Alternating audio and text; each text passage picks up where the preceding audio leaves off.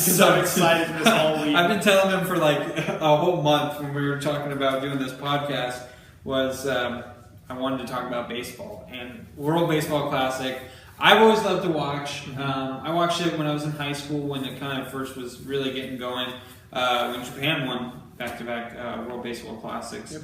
And then I watched, obviously, the last one when the Dominican Republic won. I'm really excited, honestly, about this USA team. Yep. A lot of people were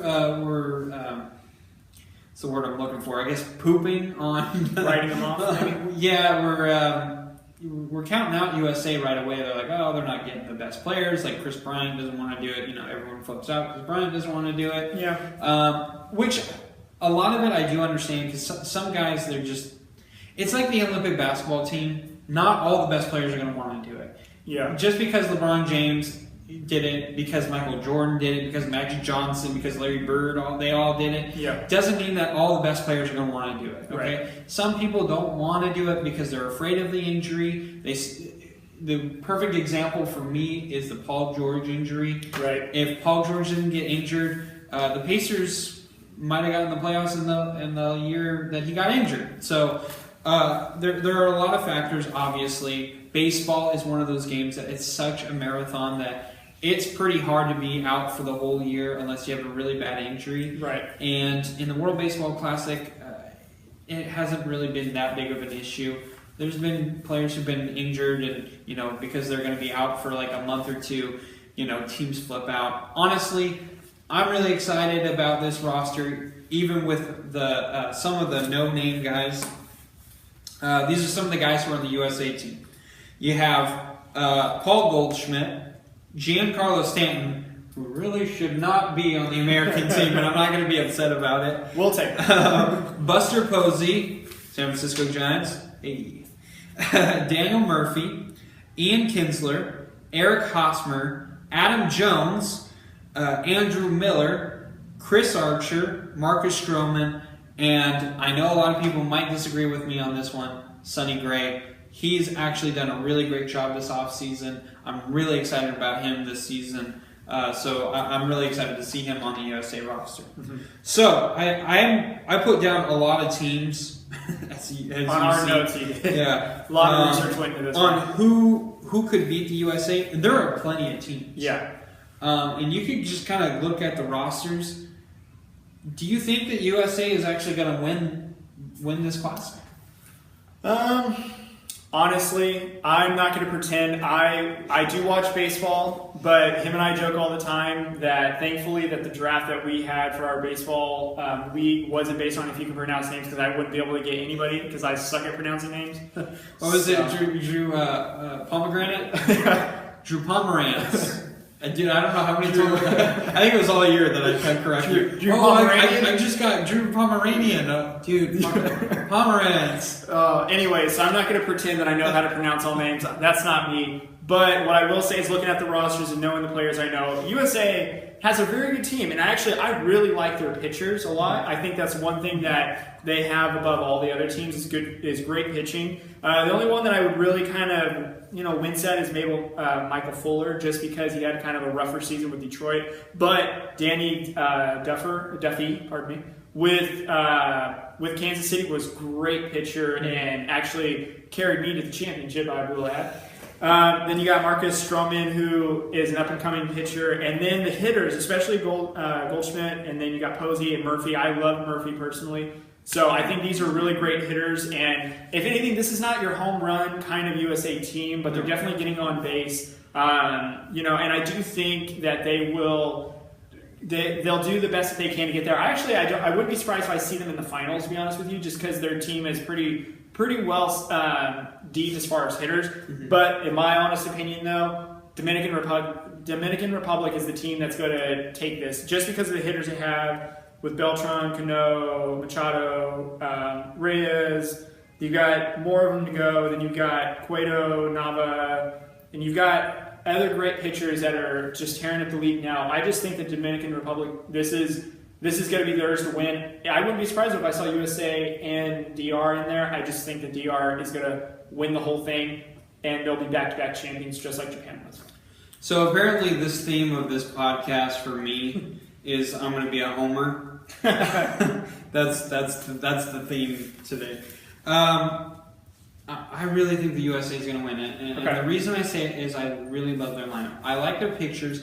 A lot of their pictures are guys who, yes, they can have a high ERA. I had Chris Archer last year, as you alluded to in fantasy baseball, that we were in the same league. Yep. I had Chris Archer. He had an ERA over almost 5. But he had a ton of strikeouts. He was striking guys. Yeah. I mean, and the balance of the strikeouts versus the hits and runs allowed, honestly, it was worth it. Yeah. And I would draft him again. It was unbelievable. There would be some games I would see him have 6 to 7 ERA, but yet he'd have 12 Ks. And that's just crazy. That just shows like how much of a strikeout artist he can be. He just sometimes when he throws that fastball right down the middle, it's flat. Yeah. And with Chris Archer, he's got a lot of stuff that it's swing and miss stuff, and that's what's good about Chris Archer. But what I'm going to talk about is you said about the Dominican Republic. They have Wellington Castillo, who's a catcher for he was in Arizona. Adrian Beltre, who everyone, if you know baseball, you know who that is. Robinson Cano. Don't touch his head. Manny Machado, who I really like. Player. Manny Machado is in his prime right now. Yeah. The issue that you have is just naming those 4 players. The issue that you have is ego. Yeah. Now I know a lot of it is that everyone's going to want to win, but Manny Machado has that kind of I'm in charge because he's been in Baltimore and he has been in charge. Yeah. Adrian Beltre has basically run every team that he goes to. Robinson Cano, when he was with the Yankees and he was killing it, he was alienating himself from everybody. Exactly. Yeah. He goes to Seattle and now he's the one who's running Seattle. Yeah. Jose Bautista, he's got a very large personality. Yes, large personality is the best word to describe it.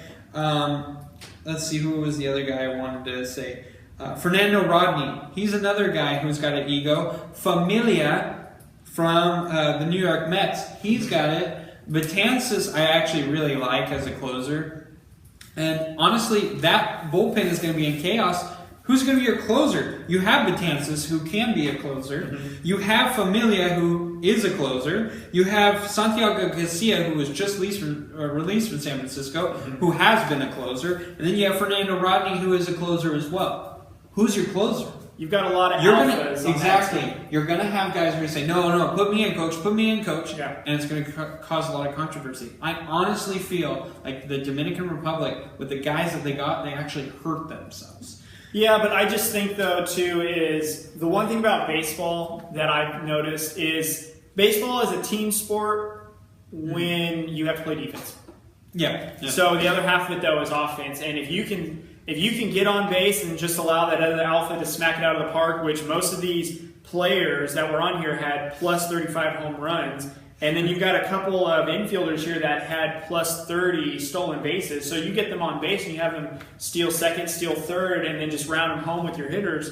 It's going to be real tough. My only thing, too, is, though, that they've got some really great pitchers that get low ERA, but I do agree with the bullpen, though. Who you got to put in there, though, a lot of alphas. Hopefully it won't strain the team. But I will tell you, though, if we do see USA and Dominican Republic in the finals, I think it would be really fun to watch, just because USA, I like their hitters as far as like getting on base and doing everything around the field. And when I see Dominican Republic, I just think home runs. So. Yeah, you're right. A lot of home runs with the Dominican Republic team. The one thing that I would say that actually could be the downfall if you do see Dominican Republic and USA when they do actually play with each other, because they are in the same pool. Yeah. What you're going to see is you have a lot of pitchers on the USA team. There are guys, like I said, who have high ERAs but have a lot of high strikeouts. Mm-hmm. So you're going to see a lot of strikeouts in the USA versus Dominican Republic, but you're also going to see a lot of runs scored because you have those guys.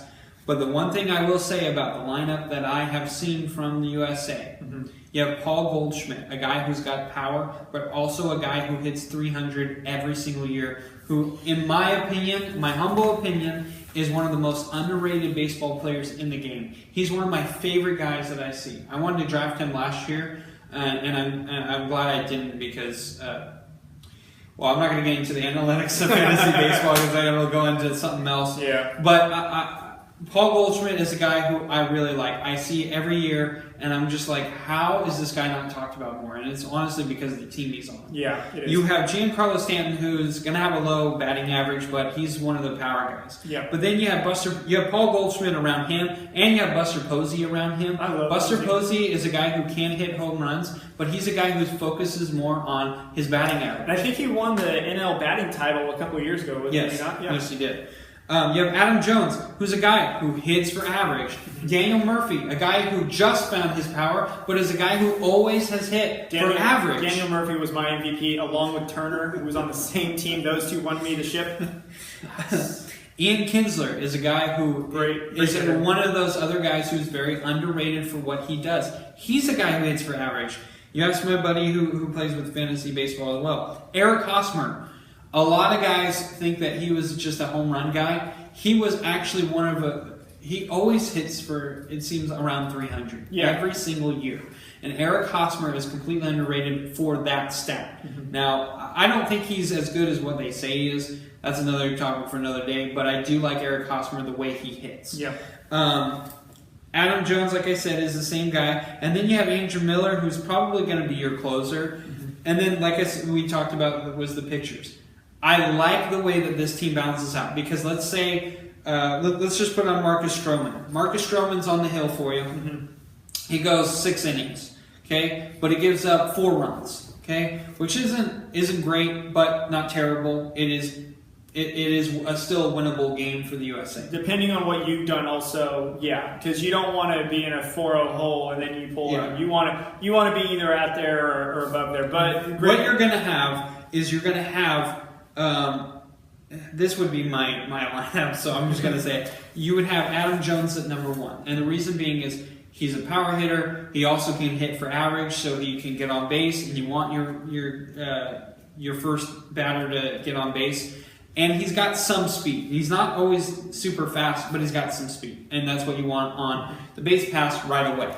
Then you have a Daniel Murphy, a guy who can hit for average. So you have a guy who can move Adam Jones from first to third in the second at bat. Right. That's what you want. Then you'd have a guy who I would put at Paul Goldschmidt at number 3. Mm-hmm. The reason that I have Paul Goldschmidt is he could hit a 2-run or a 3-run home run, or he could score in at least just 1 RBI and move Murphy from first to third again. Right, back in scoring position. Then you have Giancarlo Stanton, who can knock in a home run at any time. Right. And the ball bounces off the bat like it's a tennis ball when he hits it. It's crazy. Yeah. Okay, then after Stanton, you go with Posey. And the reason you have Posey is because he's another guy who can hit for average, who also can hit for power if you need it. Those 5 guys right there, you just got at least 4 points, 4 runs. 4 runs, yeah. And now you're tied 4-4 because your starting pitcher gave you 6 innings and only gave up 4 runs. Now you're in the game and it's a winnable game. Yeah. That's why I think USA, the way they made this roster, it wasn't on accident. It was on purpose. And I really like the Christian Yelich kid too. Yeah. I saw that you had it in your notes. Christian Yelich is a guy who can walk. You could put him in batting first or second if you wanted to. You could absolutely make a case for him. I just see this too, and I also look at the hitters. You got a couple of them, like let's say Posey and Stanton go on a cold streak where they're not hitting much, but you got Murphy and Goldschmidt that are hitting it that can carry you hot. So you don't. Luckily, I don't think that if they were to strike out or not get any hits, that it'd be contagious because you got a lot of good hitters on this team. So we'll see, and it's still early, but it'll be an interesting pool considering we got the DR defending champs, and that's if we want to win it all, that's who we got to beat. So the one thing I do want to say is, for those of you who are watching, yes, we already know the World Baseball Classic has already started.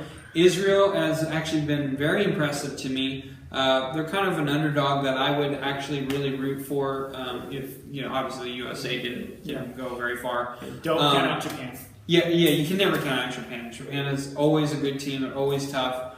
But I really think that if USA is actually going to win it, this might be their year. Yeah. And actually, honestly, an underrated player that USA has, and again, the Homer theme, Brandon Crawford, I'm not talking about his bat, I'm talking about his defense. He is one of the best defensive shortstop I have ever seen. I've seen Derek Jeter play. I don't think I will ever say anyone was as good as Derek Jeter from what I saw. But Brandon Crawford is really close to me. And the reason being is I've seen him make play after play. I mean, I've watched the Giants my whole life. I saw him his rookie year. I actually saw him when he played for UCLA.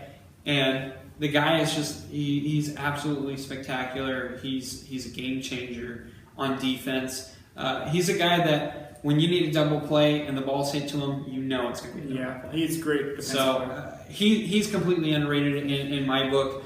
That's because a lot of people may or may not have heard of him because West Coast versus East Coast. Yeah. You're not going to hear much on the East Coast about Brandon Crawford other than when the Giants are in the postseason. So, all right, again, guys, we do appreciate you watching these videos. Really appreciate all your feedback. Please keep it coming. We want to get better at this, obviously, so we're trying something new. Yeah. Again, follow us on social media. We try and post things as often as we can. Yep. We're on Twitter, Instagram, Facebook. All is Drew Code Sports Talk. So please follow us on that. If you want to follow us on as us, not just the sports talk. We'll put up our Twitter handles and Facebooks and stuff like that. So, but again, we appreciate all you guys watching. Appreciate all the feedback that you have. Have a lovely day. Thank you guys again.